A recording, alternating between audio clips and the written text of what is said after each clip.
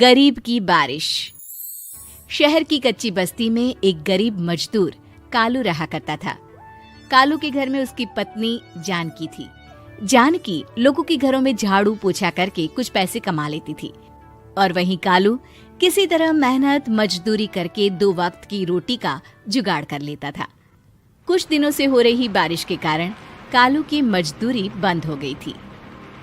अरे जानकी, इस बार तो बरसात ने हद ही कर दी, रुकने का नाम ही नहीं ले रही। कुछ समझ में नहीं आ रहा, अगर इसी तरह काम पर नहीं गया तो 2 वक्त की रोटी का जुगाड़ कैसे होगा। अरे तुम चिंता क्यों करते हो, बारिश का क्या है, 1 आध दिन में रुक जाएगी और उसके बाद में फिर से काम शुरू हो जाएगा। अरे 3 दिन तो हो गए, बरसात तो रुक ही नहीं रही है और आगे भी रुकने के कोई आसार नहीं दिख रहे। तो क्या हुआ, तुम्हारा काम बंद हुआ है ना? मैं तो अभी भी लोगों के घर झाड़ू पोछा करने जाती ही हूँ। मेरे पगार से कुछ दिन तो निकल ही जाएंगे। अरे घर का खर्चा तो हम किसी तरह चला लेंगे जानकी, लेकिन ये जो छत टपक रही है इसका क्या करेंगे? ये बात तो आपकी सही है। हमारी झोपड़ी अब काफी पुरानी हो चुकी है और इसके छप्पर में भी कई सारे छेद हो गए हैं। रात भर पानी टपकता रहता है। अरे मैं भी इसी बात से बहुत परेशान रहता हूँ। कहीं किसी दिन ज्यादा बारिश आ गई तो हमारी झोपड़ी टूटकर बिखर ना जाए। राम राम राम, ऐसी अशुभ बातें क्यों करते हो? अरे ऐसा कुछ नहीं होने वाला। ये झोपड़ी ही तो हमारा सब कुछ है। अगर यही नहीं रही तो हम जाएंगे कहाँ? ठीक है जानकी, जब तुम्हारी पगार मिल जाएगी तो कुछ पैसे बचाकर झोपड़ी के छप्पर की मरम्मत करवा लेंगे। शायद हमारी परेशानी कुछ कम हो जाए। ठीक है जी, अब ना ज्यादा परेशान मत हो। ये लो, खाना खा लो और सो जाओ। सुबह मुझे भी जल्दी काम पर जाना है। जानकी और कालू अपनी झोपड़ी में सो गए। रात को अचानक से बहुत तेज बारिश शुरू हो गई। धीरे धीरे बारिश का पानी कालू की बस्ती में भरने लगा। पानी भरते भरते झोपड़ी के बाहर तक पहुंच गया था। सुबह के वक्त जब कालू और जानकी सोकर उठे, हे भगवान, ये क्या हो गया? बारिश का पानी तो हमारे घरों तक पहुंच चुका है। अब मैं काम पर कैसे जाऊंगी? रहने दो जानकी, तुम आज काम पर मत जाओ। ऐसे पानी से निकल कर जाओगी और बीमार पड़ गई तो लेने के देने पड़ जाएंगे। लेकिन अगर नहीं गई तो मालकिन लोग नाराज हो जाएंगे। आप जानते हैं ना, बड़ी मुश्किल से 1 दिन की छुट्टी भी नहीं देती है। अरे लेकिन जानकी, झोपड़ी के बाहर तो पूरी बस्ती में पानी भरा है, तुम जाओगी कैसे? जानकी जैसे तैसे करके काम पर चली जाती है, लेकिन अगले दिन फिर से बहुत ज्यादा बारिश होती है और बस्ती में ज्यादा पानी भर जाता है। आज तो मैं तुम्हें किसी भी तरह काम पर नहीं जाने दूंगा। अरे अगर तुम्हें कुछ हो गया तो क्या होगा? ठीक है, तुम ठीक ही कहते हो, आज नहीं जाती। अगर मालकिन नाराज हो गई तो मना लूंगी किसी तरह। अरे मनाने वाली क्या बात है? जब तुम बताओगी कि हमारी झोपड़ी में पानी भर गया है तो वो खुद ही समझ जाएंगे ना।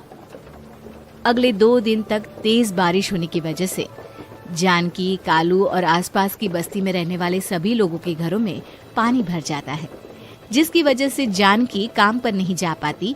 और 3 दिन के बाद जैसे ही जानकी काम पर पहुंचती है, कहाँ थी तुम? पिछले 3 दिनों से काम पर क्यों नहीं आई? मैम साहब, क्या बताऊं, इतनी ज्यादा बारिश हो रही थी, हमारी पूरी बस्ती में पानी भर गया है और उससे भी ज्यादा तो मेरी झोपड़ी के अंदर पानी भर गया। आप ही बताइए कैसे आती मैं? इसका मतलब ये हुआ कि बारिश होगी तो तुम काम पर नहीं आओगी? ना ना, मेरे कहने का ये मतलब नहीं था मैम साहब। तुम जानती भी हो 3 दिन से कितनी परेशानी हो रही है मुझे। सारा काम मुझे खुद करना पड़ा। माफ कर दीजिए मालकिन जी, पर मैं क्या करती, आने के लिए रास्ता ही नहीं था, सब जगह पानी भरा हुआ था। बहाने तो तुझे बहुत बनाने आते हैं। जानकी देख, अगर अगली बार ऐसा किया ना तो फिर काम से हमेशा के लिए छुट्टी। अरे ना ना मालकिन, ऐसा मत कीजिए। बारिश की वजह से मेरे पति की मजदूरी भी छूट गई है। बड़ी मुश्किल से घर में 2 वक्त खाने की रोटी का जुगाड़ हो पाता है। आप मुझे काम से निकाल देंगे तो हम क्या खाएंगे? अगर इतनी ही चिंता है तो फिर रोजाना काम पर आया करो। चलो अब जल्दी से जाकर घर का सारा काम करो। बारिश रुकने का नाम ही नहीं ले रही थी। पूरे शहर में बाढ़ जैसे हालात बन गए थे, लेकिन नौकरी जाने के डर से जानकी किसी तरह रोज काम पर जाती थी। एक दिन जब जानकी काम करके अपने घर लौट आई तो अचानक उसकी बस्ती में कुछ लोगों का शोर सुनाई दिया। अरे लगता है बाहर कुछ हुआ है, मैं जाकर देखता हूँ। हाँ हाँ, पता तो कीजिए, ये बस्ती में लोग इतना शोर क्यों कर रहे हैं। बाहर जाकर कालू ने एक आदमी से पूछा, अरे क्या हुआ भाई, इतना शोर क्यों मचा रहा है? अरे क्या बताए भैया, अपने बस्ती के बाहर एक पुल टूट गया है और वहाँ पर एक कार फंसी है। थोड़ी देर में अगर किसी ने नहीं बचाया ना तो वो कार पानी में बह जाएगी। हाँ? ये क्या कह रहे हो भैया, कार के अंदर कोई है क्या?